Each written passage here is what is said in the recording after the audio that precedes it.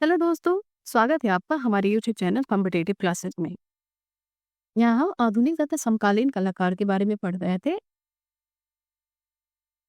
जिसका ये third part है, जिसको कि आज हम करेंगे। चलिए शुरू करते हैं। आज के हमारे कलाकार हैं राम किंकर बैज। राम किंकर बैज प्रसिद्ध मूर्तिकार राम किंकर बैज का जन्म कब और कहाँ हुआ था? प्रसिद्ध मूर्तिकार राम किंकर बैज का जन्म कब और कहाँ हुआ था? तो 20 मई 1906 ईस्वी को पश्चिम बंगाल के बांकुड़ा शहर के जुग्गीपाड़ा कस्बे में हुआ था। अगला पॉइंट है, राम किंकर बैज ने कला की शिक्षा किससे व किस कला संस्थान से प्राप्त की? नंदलाल बोस के सानिध्य में शांति निकेतन से प्राप्त की थी। अगला पॉइंट है, राम किंकर बैज थे। राम किंकर बैज कौन थे? तो मूर्तिकार थे। किसको आधुनिक भारतीय मूर्तिकला का जनक कहा जाता है या फिर माना जाता है? तो राम किंकर बैज को। अगला पॉइंट है, राम किंकर बैज को किस रूप में जाना जाता है? तो मूर्तिकार के रूप में जाना जाता है। अगला पॉइंट है, ये चित्र देख लेते हैं। ये है संथाल परिवार का चित्र, जो कि राम किंकर बैज द्वारा बनाया गया है 1938 ईस्वी में, और ये कला भवन शांति निकेतन में संग्रहित है। संथाल परिवार। अगला पॉइंट है, राम किंकर बैज ने अपनी मूर्तियों को किस माध्यम में बनाया? राम किंकर बैज ने अपनी मूर्तियों को किस माध्यम में बनाया? तो बालू, सीमेंट, कंक्रीट तथा मिट्टी से। अगला पॉइंट है, मूर्तिकार राम किंकर बैज के जीवन पर आधारित एक फिल्म राम किंकर बैज शीर्षक से 1975 ईस्वी में किसने बनाई थी? तो ऋत्विक घटक ने। अगला पॉइंट है, राम किंकर बैज के मूर्ति शिल्पों पर किस कलावाद का प्रभाव था? राम किंकर बैज के मूर्ति शिल्पों पर किस कलावाद का प्रभाव था? तो अभिव्यंजनावाद का। अगला पॉइंट है, राम किंकर बैज के व्यक्तित्व व कृतित्व पर एक उपन्यास देखी नाई फिरे मुड़कर नहीं देखा किसने लिखा था? तो बांग्ला के प्रसिद्ध उपन्यासकार समरेश बसु ने। देखी नाई फिरे। अगला पॉइंट है, राष्ट्रीय आधुनिक कला संग्रहालय नई दिल्ली में सुरक्षित सुप्रसिद्ध कागज पर टेम्परा चित्र फैमिली तो अकाल किसने चित्रित किया? तो राम किंकर बैज ने। अगला पॉइंट है, वर्ष 1940 ईस्वी में निर्मित राम किंकर बैज की पहली अमूर्त मूर्ति का शीर्षक क्या था? ये था लैम्प स्टैंड। ये अमूर्त मूर्ति है। राष्ट्रीय आधुनिक कला संग्रहालय नई दिल्ली में सुरक्षित सुप्रसिद्ध कागज पर टेम्परा चित्र पैमिंग अकाल किसने चित्रित किया था? तो राम किंकर बैज ने।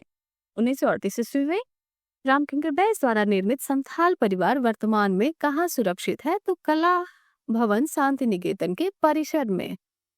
अगला पॉइंट है, राम किंकर बैज द्वारा निर्मित 427 सेंटीमीटर ऊंची प्रसिद्ध मूर्ति संथाल परिवार किस माध्यम में है? तो यह है सीमेंट कंक्रीट माध्यम में। अगला पॉइंट है, राम किंकर बैज ने सर्वप्रथम संथाल फैमिली को किस माध्यम में बनाया था? तो मृणमयी मतलब मिट्टी के माध्यम में बनाया था। अगला पॉइंट है, होमवर्क बाउंड जल रंग चित्र किसका है? यह है राम किंकर बैज का। राम किंकर बैज द्वारा निर्मित यक्ष यक्षिणी की 24 फीट ऊंची ग्रेनाइट पत्थर की 2 मूर्तियां वर्तमान में कहाँ स्थापित हैं? ये कहाँ है? कहाँ स्थापित है? तो यह है रिजर्व बैंक ऑफ इंडिया नई दिल्ली के मुख्य द्वार पर। अगला पॉइंट है, राम किंकर बैज ने यक्ष यक्षिणी मूर्ति के माध्यम से क्या दर्शाया है? तो इन्होंने कृषि के माध्यम से समृद्धि इसको दर्शाया है। अगला पॉइंट है, शांति निकेतन के कला भवन परिसर में स्थापित हार्वेस्टर जो कि 1943 ईस्वी में बनी कांस्य मूर्ति के रचयिता कौन है? राम किंकर बैज है। अगला पॉइंट है, दिल्ली की चित्र प्रदर्शनी में राम किंकर बैज के किस चित्र ने उन्हें स्वर्ण पदक दिलाया था? दिल्ली की चित्र प्रदर्शनी में राम किंकर बैज के किस चित्र ने उन्हें स्वर्ण पदक दिलाया था? तो सीता एक्साइल ने।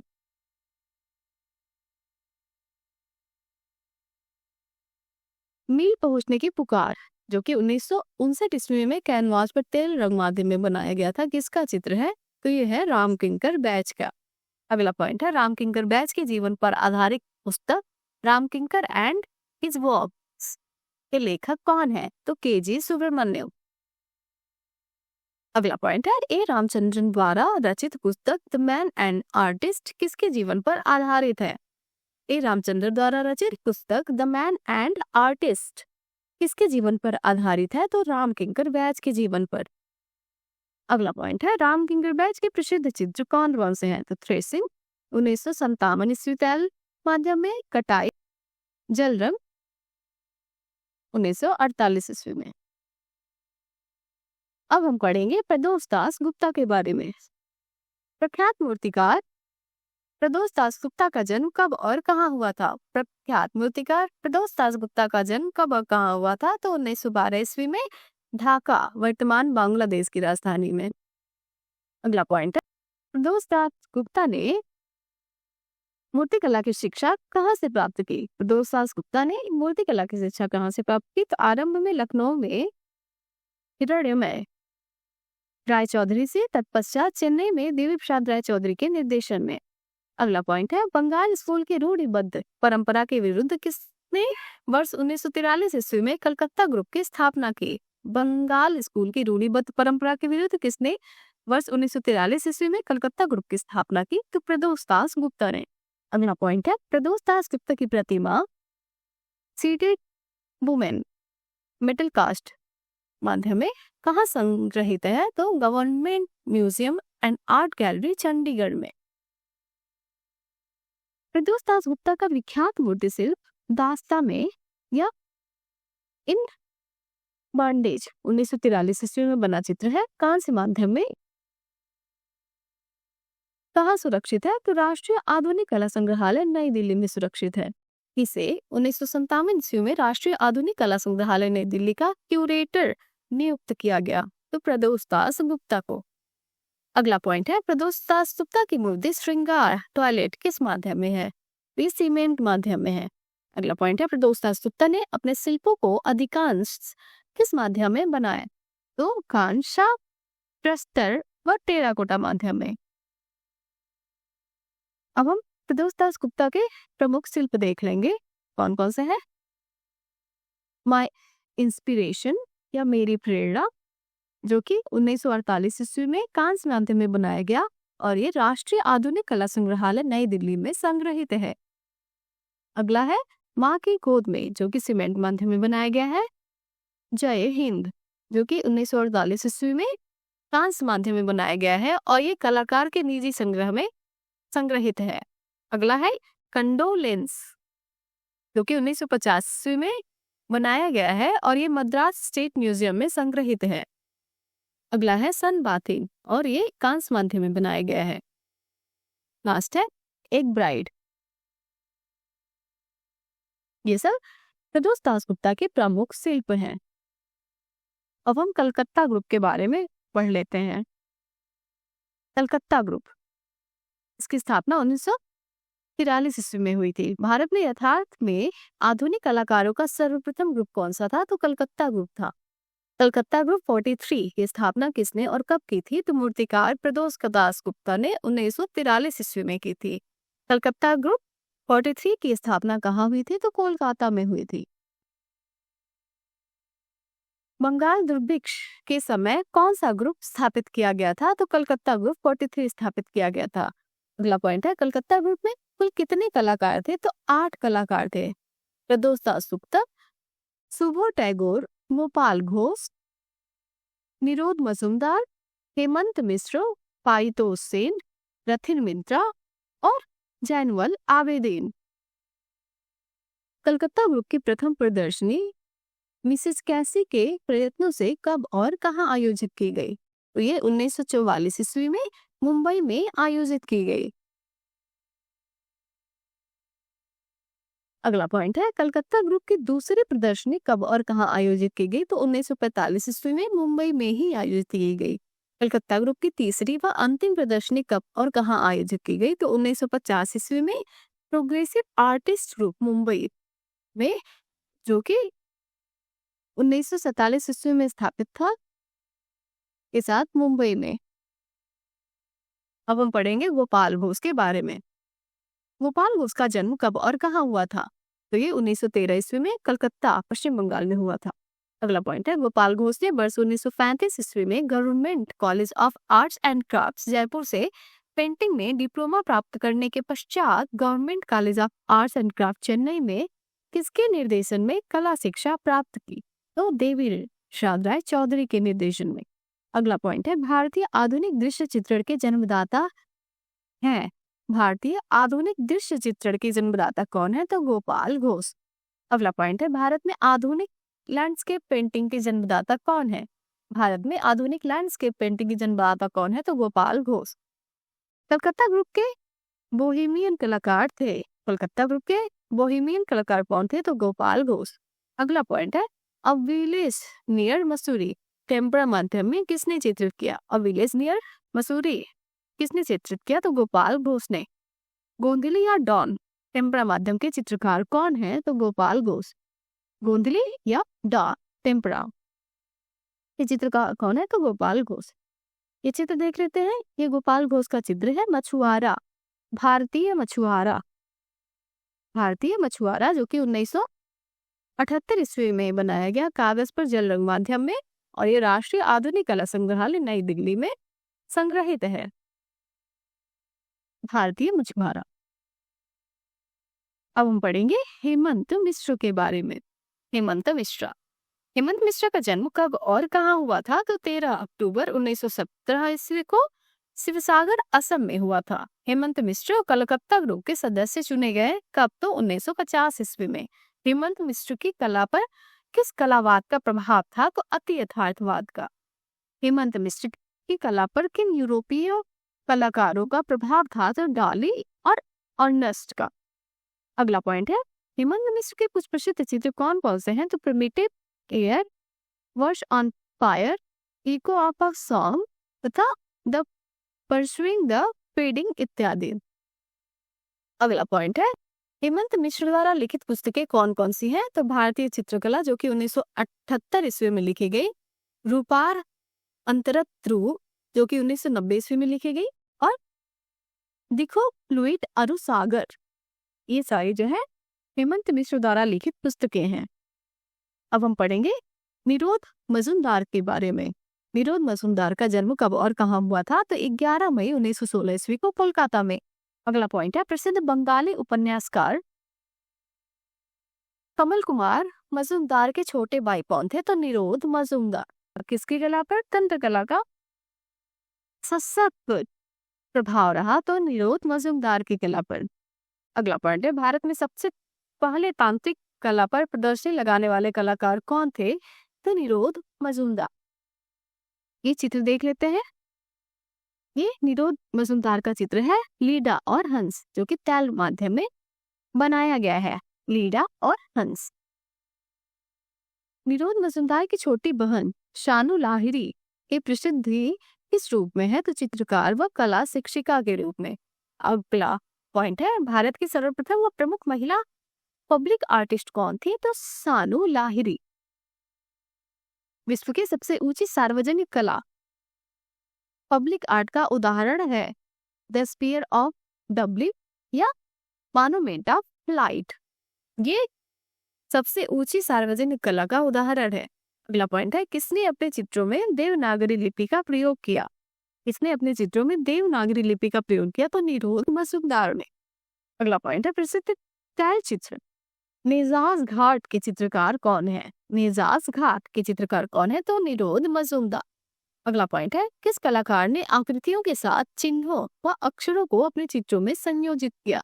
किसने अपनी आकृतियों के साथ चिन्हों और अक्षरों को अपने चित्रों में संयोजित किया? तो निरोध मजुमदार ने।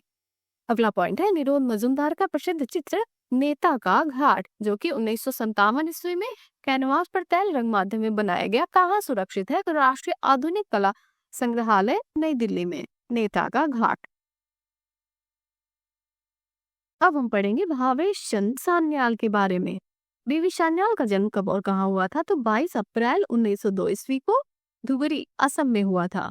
अगला पॉइंट है, किस कलाकार को कला का सम्राट grand old man of the art कहा जाता है? तो बीसी सान्याल को। किस कलाकार ने अपने जीवन के दौरान भारतीय उपमहाद्वीप को 3 बार 1905 में, 1947 में, 1971 में विभाजित होते देखा? तो बीसी सान्याल ने। इस कला ने अपने जीवन के दौरान भारतीय उपमहाद्वीप को 3 बार 1905, 1947 और 1971 में विभाजित होते हुए देखा। तो बीसी सान्याल ने कला की शिक्षा कहाँ से प्राप्त की? तो government college of arts and craft Calcutta में पर्सी ब्राउन व जेपी गांगुली के निर्देशन में।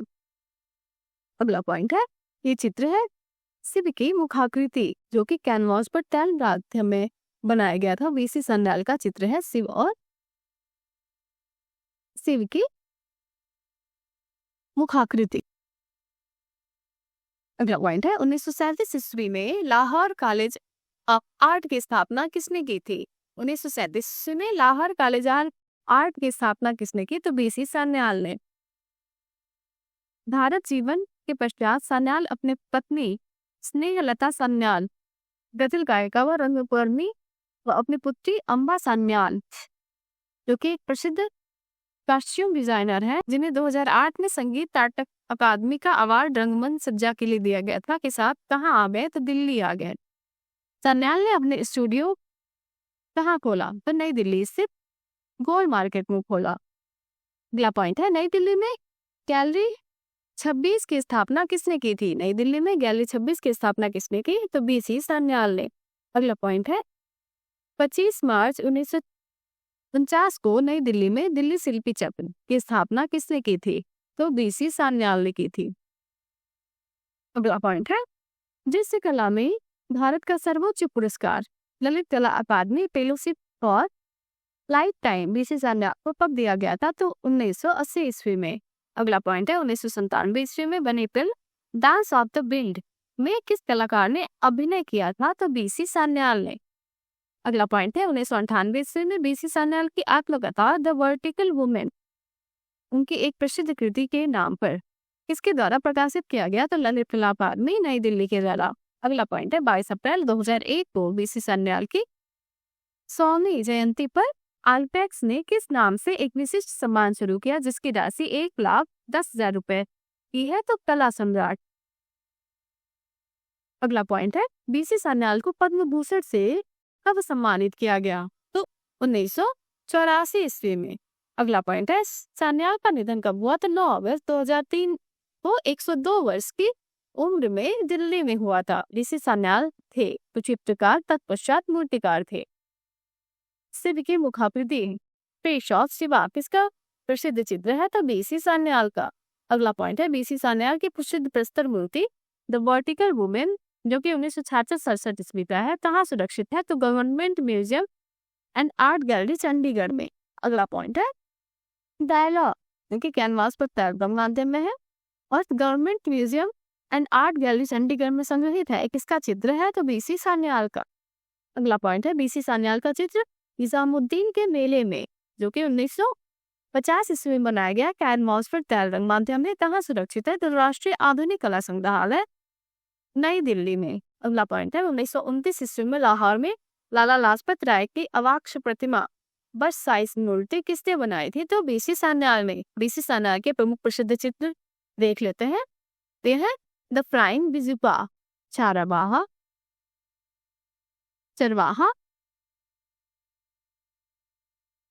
निराशा और शांति का मार्ग, उखड़े हुए गोल मार्केट के भिखारी, कलकत्ता की सड़क पर विश्राम करता सपेरा, निजामुद्दीन के मेले में, धौलाधार पर्वत श्रृंखला, पर्दे से ढकी नारी, माँ व बच्चा और हॉर्स एंड क्रो। ये सब प्रसिद्ध चित्र है बीसी सान्याल के।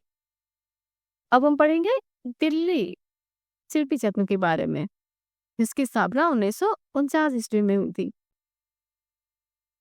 भारत विभाजन के पश्चात पाकिस्तान से भागकर दिल्ली आए कलाकारों ने नई दिल्ली में स्थापना की। किसकी? तो दिल्ली शिल्पी चक्र की। शिल्पी चक्र की स्थापना कब हुई थी? तो 25 मार्च 1949 ईस्वी। शिल्पी चक्र की स्थापना किसने की थी? तो बीसी सान्याल ने। अगला पॉइंट है, शिल्पी चक्र के अन्य सदस्यों में कौन कौन थे? तो यामिनी राय, धनराज भगत जो की मूर्तिकार थे, प्राणनाथ मांगो, कवल कृष्ण, के.एस. कुलकर्णी, देवयानी कृष्ण, एक कवल कृष्ण की पत्नी थी, जयाप्पा स्वामी, राम कुमार, सतीश गुर्जाल तथा रामेश्वर ब्रूटा। अगला पॉइंट है, शिल्पी चक्र की प्रथम प्रदर्शनी कब और कहाँ आयोजित की गई? शिल्पी चक्र की प्रथम प्रदर्शनी कब और कहाँ आयोजित की गई? तो 1949 ईस्वी में जनपद मार्ग, नई दिल्ली में। अगला पॉइंट है, शिल्पी चक्र के किस सदस्य के ऊपर अभिव्यंजनावाद का प्रभाव रहा? तो एस कुलकर्णी के।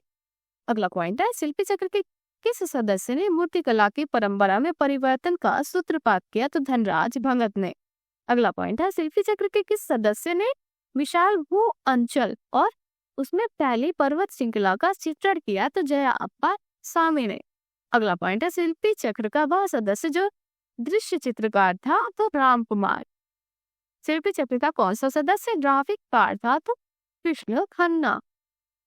अब हम पढ़ेंगे धनराज भगत के बारे में। धनराज भगत का जन्म हुआ था 20 दिसंबर 1917 को लाहौर में। अगला पॉइंट है, धनराज भगत ने शिल्पी कला की शिक्षा कहाँ से प्राप्त की? तो Mayo school of art Lahore से। धनराज भगत थे तो ये मूर्तिकार थे। भारतीय उपमहाद्वीप के तत्कालीन समय के सर्वश्रेष्ठ मूर्तिकार कौन थे? तो धनराज भगत। अगला पॉइंट है, धनराज भगत किस आर्ट कॉलेज में पहले शिक्षक फिर सेवानिवृत्ति के समय मूर्तिकला विभाग के अध्यक्ष रहे? तो दिल्ली कॉलेज ऑफ आर्ट के। ये चित्र देख लेते हैं, शिवा डांसिंग, जो कि धनराज भगत द्वारा बनाया गया था प्लास्टर माध्यम में, और ये श्रीमती कमला भगत के निजी संग्रह में संग्रहित है, शिवा डांसिंग। अगला पॉइंट है, 1947 ईस्वी में all India fine arts and craft का प्रथम पुरस्कार किसे मिला? तो ये धनराज भगत को मिला। अगला पॉइंट है, धनराज भगत को भारत सरकार द्वारा पद्मश्री से कब सम्मानित किया गया? तो 1977 ईस्वी में। ब्राइड कास्ट माध्यम में मूर्ति शिल्प किसकी है? तो धनराज भगत की। अगला पॉइंट है, म्यूजिकल कंस्ट्रक्शन मूर्ति शिल्प किसकी है? म्यूजिकल कंस्ट्रक्शन, तो ये है धनराज भगत की। अगला पॉइंट है, थर्ड आई के मूर्तिकार कौन है? तो ये है धनराज भगत, थर्ड आई। अगला पॉइंट है, धनराज भगत ने अपनी मूर्तियों को किस तकनीकी में गढ़ा है? तो ज्यामितीय तकनीकी में। धनराज भगत का माध्यम क्या है? तो पेपर मेसी, सीमेंट, कास्टिंग, धातु ढलाई, वो बिल्डिंग, सिरेमिक, लकड़ी प्रस्तर तथा धातु इनेमिलिंग, ये सब धनराज भगत का माध्यम है। अब हम देख लेते हैं धनराज भगत के प्रमुख शिल्प। घोड़े की नालबंदी, जो कि प्रस्तर माध्यम में है, शिवा डांस प्लास्टर माध्यम में, सितार वादक जो कि सीमेंट माध्यम में है, बांसुरी वादक वेल्डेड कॉपर है, डकिस लकड़ी में बनाया गया है, कॉस्मिक मैन प्लास्टर में बनाया गया है, the king wooden cross nails में बनाया गया है, स्टैंडिंग टिगर, फ्लूट प्लेयर, मोनार्क, तीन मैन क्रूसिफाइड और संगीतज्ञ जो कि लौह में बनाया गया है। ये सब धनराज भगत के प्रमुख शिल्प हैं। आज हम यही समाप्त करते हैं। यदि आपको हमारा वीडियो पसंद आया हो तो हमारे चैनल को लाइक करिए, सब्सक्राइब करिए और बेल आइकन दबाना ना भूलिए। भारतीय उपसमकालीन प्रकार को हम अब अगले पार्ट में लेके आएंगे। हमारे साथ बने रहने के लिए धन्यवाद।